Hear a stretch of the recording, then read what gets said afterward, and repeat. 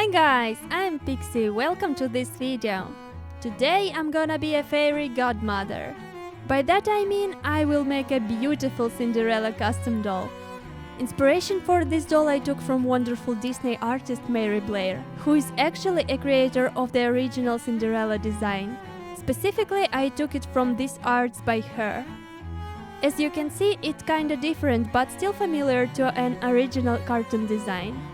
Still, it has much more air and freedom in the silhouette, which I liked so much. I want to make this dress multi-layered and more like a ball gown of early 19th century fashion, just like a fresh flower bud, silky and tender. On arts, Mary Blair depicted dress in more silverish white color, but I kept blue because I want more similarity with cartoon. In best traditions of 1830s fashion, I would make this dress puffy, elegant, and I will try to keep it recognizable to Disney Cinderella's dress from art. As usual, I'm starting with preparing all elements of future gown by simply hemming all edges and making them neat with hair iron. This part is crucial for me because it actually helps to make work hundreds times easier. I started with simple cotton petticoats and this is second one. To keep dress right shaped, I need to make at least 2 inner layers of skirts. For upper skirt, I prepared some juicy fabric to match the look. Nobly shining and gorgeous satin by Dior. Hem edges just as before. When it's done, I'm gathering all layers into actual skirts. Sewing by the hands as usual.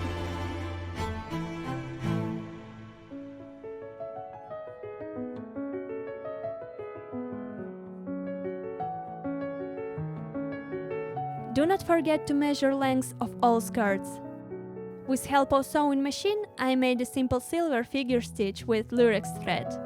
Cinderella has pearl motif in her, and I feel that those would be just right for this design. Those are nail art half beads which you can find on AliExpress. Adding a row of smaller ones. With wax pencil, it's much more faster. Gather upper skirts into folds. With fabrics like that, you need to be more careful because it can be damaged by dull needle. You can easily pull out some fiber from the fabric piece like that, and it can actually slightly spoil your life, if you know what I mean. Luckily for me, it went just fine, so I press all folds to make it flat. Glue helps to keep everything in place. Now all 3 skirts are done and it's time to connect them together. That would be quite bold waistline, so I place all skirts on slightly different levels to minimize thickness. And just sew it all together.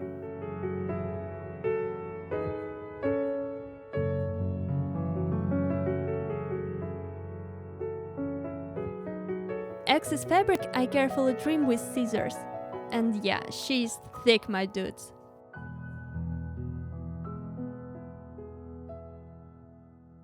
Press a little with heat. Looks a bit better. Rejuvenate coat of glue and press it with iron again to melt it. If you thought that it would be it for layers, there's more to come. I picked white tulle with diamonds pattern to add this extra spark of puffiness to this dress. Cut lots of narrow stripes to make some ruffles from them. This process may be in some way boring, not for me, but I assure you it would be worth it.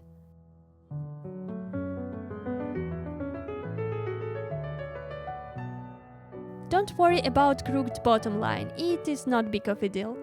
I made 2 long stripes of ruffles for 2 rows to add on the skirt. Sew them up to the tulle skirt before moving to the next step.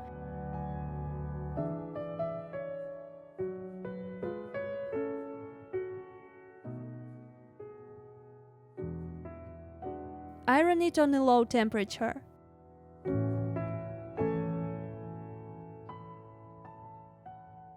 As I said, not a problem, just trim ruffles with scissors. Do the same with second row. You can actually pin it, but for me it's okay even that way. I already fill all spaces with my guts and eyes.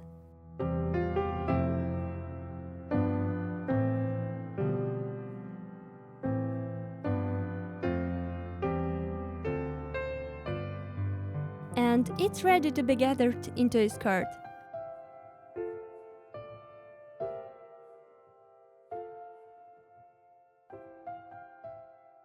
Waist of this one would be slightly shorter than actual dress.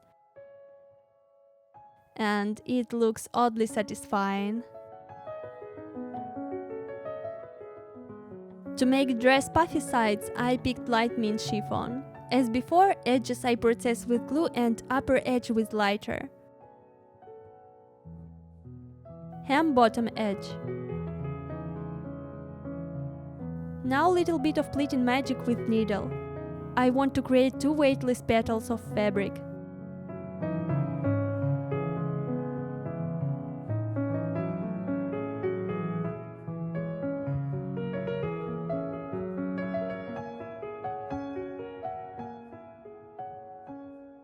To bottom edge, I'm adding ruffles I made before.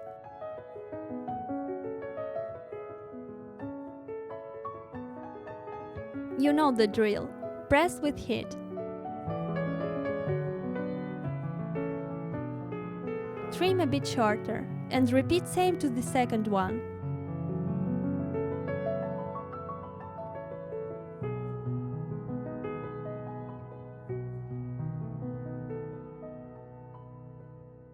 Too much skirts by now. Let's see how top would turn out. To match bottom, I will add some tulle to the top. I will only sew a piece of tulle to the middle section of the body to accentuate it. At first I wanted to make it fully textured, but eventually I changed my mind.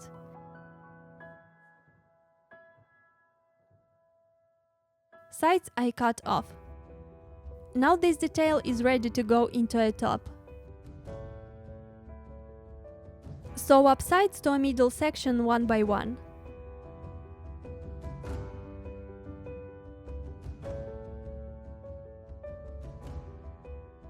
Looks tidy so far. Thoroughly press seam with iron.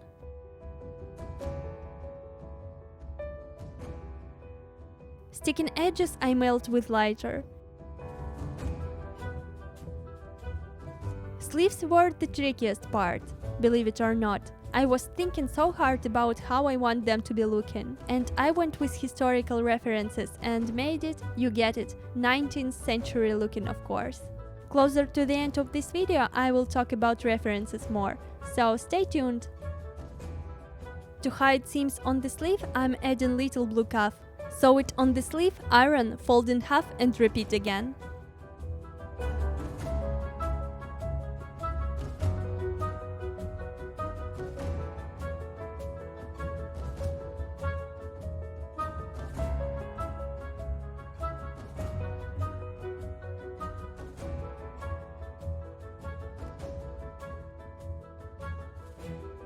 Donezo with sleeves. Let's work on the shoulder area of this dress. To make it easier to press shoulder line with iron, I make small cuts. Then slowly and attentively make a seam along the line.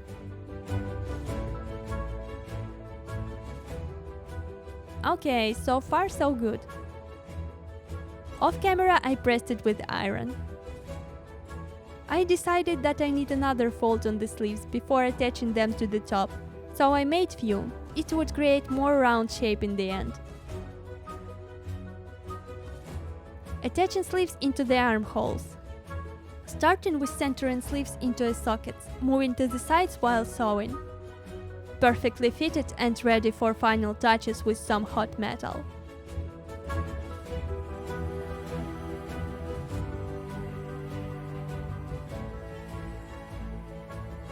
Both sleeves are there, so now fold top in half and sew up along the side seams.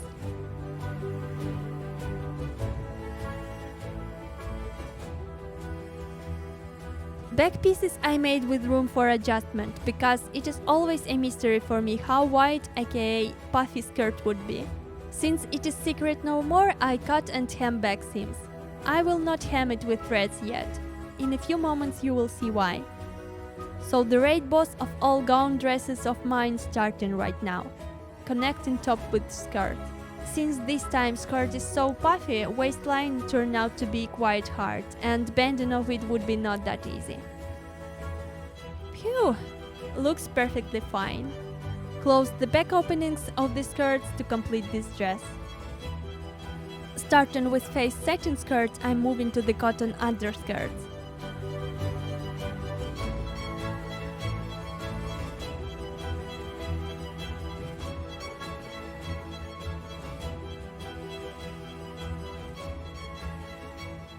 When dress is ready, I can actually finish upper two layers since I already know all final measurements.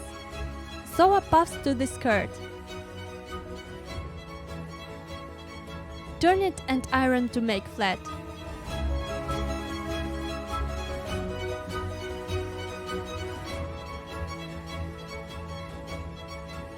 Ah yes, looks so nice. Few bits would serve as buttons for this upper layer skirt, so I just add few on the dress where top meets the skirt.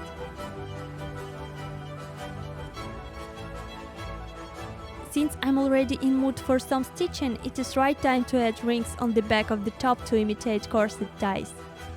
This process is quite time consuming, but I like it for its durability and stylish look. I often make such ties in my outfits, and one of them you can watch in my how to make a custom doll video here in the corner. And many rings later make a bow tie.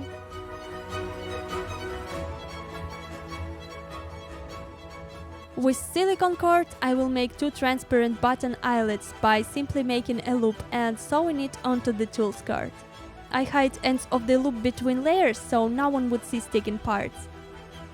It's time to decorate waistline of tulle skirt with more half beads. Middle section I left empty for a cute bow. With ribbon I'm making a bow. Again, nothing much to show there, I just turned there, glued here, made a few stitches, and bow just popped out from nothing. It can actually look like wherever you want, so I will keep my waistcoat for later, if you be so kind. Dress is ready, it's time to move to the accessories. I'd wish to use these shoes out of UV resin I bought at Instagram, but seems like those wouldn't work for me. Unfortunately, pair are got covered with some white dust coat, and because of temperature jumps in my room, it just cracked in one place. So I just can't send those to my customer. And lucky again, I ordered a spare pair of shoes just in case. For head, I will make Cinderella's headband. Base I made out of Worbla, and I will cover it with same blue satin fabric.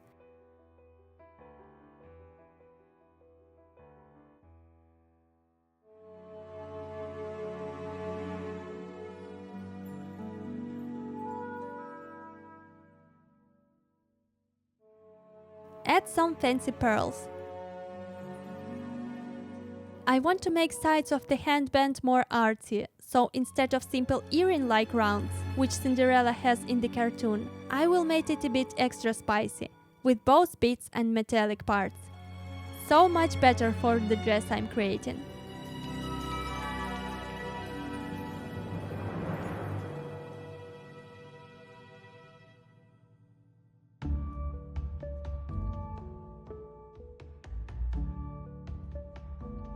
Inner side of the band I covered with piece of blue cotton fabric.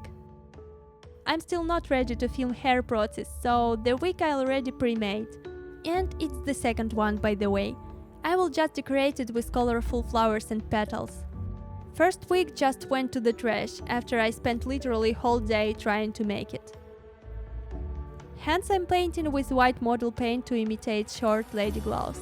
Mixing paint with a drop of diluter and we're ready to go.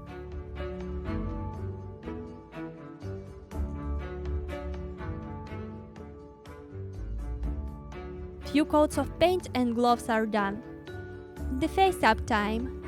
So my Cinderella was a pretty gloomy dark raven from Ever After High before her wipe, and she has perfect features to become stunning bright and soft Cinderella. This doll is actually really special one, because she's a present. My customer wanted to make a special gift for a birthday to her friend, and she picked me as fulfiller of this mission. I gladly accepted commission and immediately started gathering all ingredients for this doll. Idea was pretty simple, to make Cinderella custom doll. more like a Disney design, but with room for custom doll fantasy. I bumped into Mary's Blair illustrations while I was doing my references research. I tried to go for this look as close as I could, so I dived deeper into the folds of history of the fashion design. I found out that the most accurate silhouette I was looking for, I found in the Bittmeyer's style ball dresses of 1830s. It has everything I imagined when I was looking on Mary Blair's illustrations. I kept in mind that time frames of the original fairy tale actually is around that time or even more back in time, so the veil of history is light on my vision of this doll. Most Bittmeyer's dresses of 1830s I found has puffy, even a bit extra puffy sleeves, A-shaped skirts and U-cut shoulderless neckline, V-shaped or straight waistline. Lots of details, but still remained elegant and textured. It still was a bit too pompous, so I relied on original Disney design in matter of simplicity of this doll. I picked all elements I liked from Bittmeyer's ball gowns, pinched off something from Mary's Blair illustrations, and seasoned it with some main parts of cartoon version of Disney Cinderella to make her recognizable. Nevertheless, I tried to keep my artist touch on this doll and make her as much natural looking as this character possibly can if she become a custom doll. One of a kind, special and loved. Hopefully she would find a good spot at her new home. From me as an artist, I wish you happy birthday. I wish your days be bright and smile illuminated path of your life. Cinderella is a story about ups and downs, about love and friendship, about human personalities and life. In some way, it is about fashion in Disney version. It is a story about glistening and pure magic. Fairy tale about Cinderella so classic and one of the most well-spread stories of our days, with thousands of variants through the world. I made my own version of the main character of this story as a doll artist. I do really get it when such well-known characters attract attention of so much creative people out there, because these characters are immortal. Their idea is so simple, and it always has a room for creativity. Such as Helen Stanley, original actress of Disney Cinderella, was an inspiration for creators of cartoon. So part of this artist's creativity was an inspiration for me. And that's why I'm in love with what I'm doing so much. Because dolls let me know so much more about everything.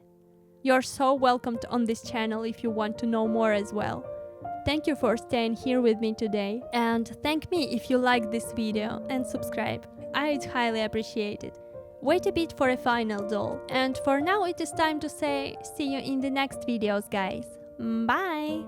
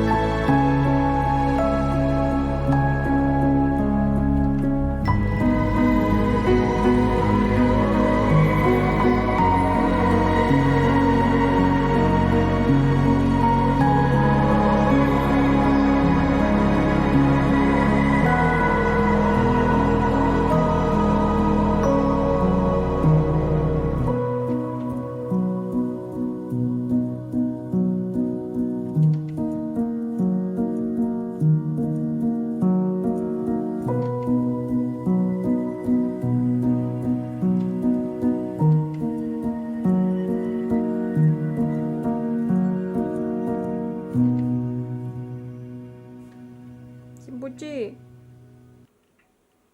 Симбу. Дай работать. Симбуби. Почему именно здесь? Почему именно тут, а? Ну, видно, больше негде. Правда? Угу. Угу. И все. Starting with centering sleeves into a sockets, sleeves into a sockets, and smile illuminated path.